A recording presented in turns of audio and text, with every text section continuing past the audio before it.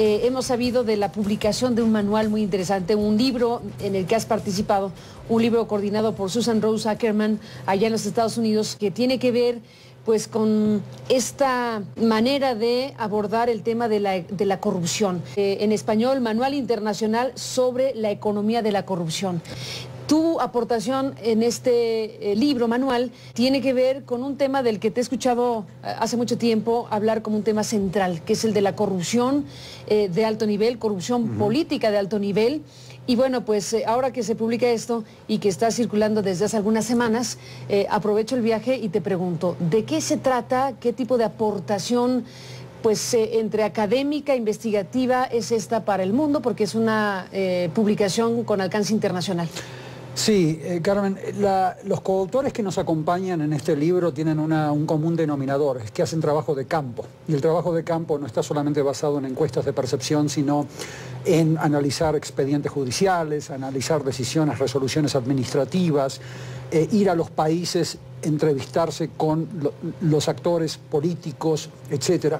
Entonces surgen bases de datos que a ti te permiten identificar cuáles son las características que hacen que un país sufra de mayor o de menor corrupción. Tienes capítulos que te investigan y analizan las causas de la corrupción en el sector privado empresarial, las causas de la corrupción en el sector público, al más alto nivel, como tú decías, pero también a nivel judicial, administrativo, en el tema de licitaciones públicas, en el tema de la captura del marco regulatorio por parte de empresas monopólicas.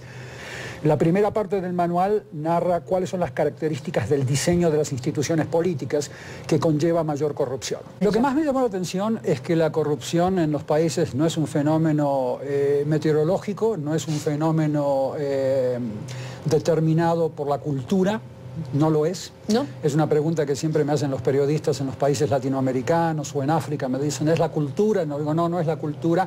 Es la cultura política, pero no la cultura, la gran cultura mexicana. O sea, México es una de las grandes cunas de la humanidad, junto con Egipto y otras.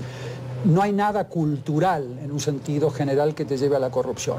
Es un problema de transición política. O sea, México viene transitando de un sistema autoritario, del Partido Único de Estado, donde la corrupción era organizada, la corrupción era centralizada.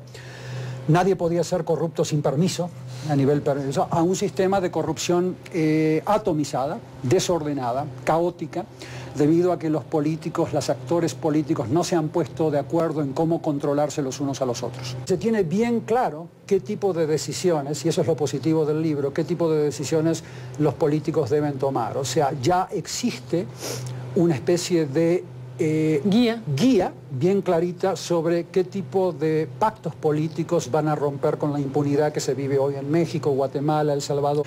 Y hemos comenzado a observar, yo estaba examinando las plataformas de todos los partidos desde un ángulo técnico, no político, y empecé a ver que algunas plataformas y propuestas, en particular una matriz Excel que me habían enviado para examinarla, de uno de los candidatos, ya posee propuestas ligadas a fortalecer el tratamiento judicial del conflicto de interés y del tráfico de influencias. ¿Qué precandidato? Andrés Manuel López Obrador. ¿AMLO tiene en su propuesta eso? Tiene su propuesta eso. Y eso es siempre positivo, porque es la gran materia pendiente en México. No solamente está mal definido los delitos, el conflicto de interés está muy limitado a comportamientos acotadísimos y está diseñado para que no puedas impulsar causas penales por esa razón, sino que además es el primer candidato que lo lleva particularmente, específicamente a la palestra para comenzar a discutirlo. Eso es bueno.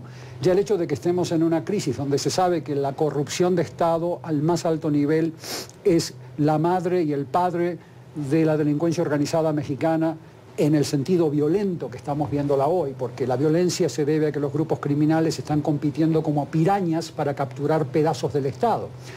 La Fiscalía de un Estado le pertenece a los Zetas y la Policía a Sinaloa, entonces los policías de Sinaloa asesinan a los fiscales de los Zetas. Entonces tenemos una situación en donde la corrupción de Estado genera violencia. Entonces el hecho de que ya exista una propuesta de plataforma electoral que ya implique específicamente de que se fortalezcan estas figuras jurídicas, estos tipos penales, perdón, ya es una muy buena noticia. Entonces, esperemos ver más de eso en los demás candidatos. ¿Las demás revisiones que hiciste? Hasta ahora muy generales, son principios en donde realmente tienes que ser un horrible ser humano, no ponerte a los principios generales que proponen los demás partidos. Son propuestas generales en donde se abogan por principios de protección a derechos humanos. Está muy bien que el PAN, por ejemplo, proponga la idea de generar una red de sociedad civil para prevenir la delincuencia, pero es muy general. ¿Cómo se hace eso? O sea, tiene que haber mecanismos claros, porque lo que nosotros hemos visto hasta ahora en el presidente de la República y de todos los funcionarios es que no se comprende, por ejemplo, el concepto de prevención social. Se confunde programa asistencial, donde el Estado te da dinero al que es adicto o lo pone en un centro de tratamientos. Se habla de reforma judicial en todas las plataformas. Pero hasta ahora lo que vemos es que el presidente de la República no ha tomado el liderazgo político, él, en este caso el presidente Calderón, para que esta reforma judicial se implemente, lo que hace que exista un 99% de impunidad. Hoy en día en México hay 12 millones de delitos y 120.000 sentencias. O sea, un 1% de sentencias de todos los delitos que se cometen, lo que quiere decir que hay un 99% de impunidad. Eso se tiene que abordar con mucha más especificidad en la plataforma. Tienen que decir, ¿cómo se va a hacer? No se habla en la plataforma del PAN, por ejemplo, de darle independencia, autonomía a los fiscales, de generar mecanismos de control, como hablábamos al comienzo de esta entrevista. Esas son cosas concretas que hacen a que el Estado se reconstituye y deje de ser el festín de los grupos criminales mexicanos y extranjeros que operan con impunidad en este país.